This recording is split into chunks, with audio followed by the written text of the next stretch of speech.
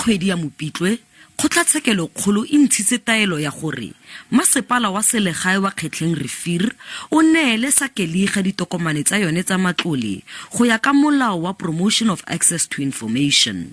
Mme Sakeliga e bega fa ditokomane tseo di santse di saletse morago ebile ba ikaelela go boela kgotlatshekelo-kgolo. It's very important that these statements are provided because we need to intervene in these municipalities.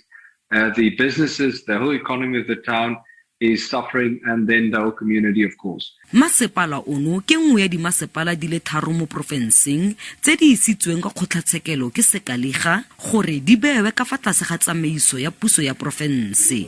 Le fa go le jalo, masepala wa re le fa o setse o neelane ka bontsi jwa ditokomane tse di batliwang, tsereganyo eno ga e tlhokagale. Restaurantally an intervention in terms of section 154. Kona le motho e leng gore o rometse o sana le nako e fetang ngwaga na le rona a netefatsa gore matlole a rona ra disa sentle.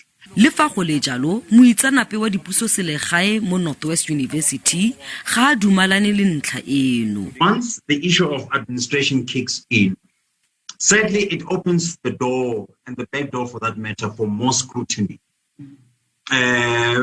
The MEC for Koster in the province may have been furnished with certain information to arrive at that decision of instituting administration.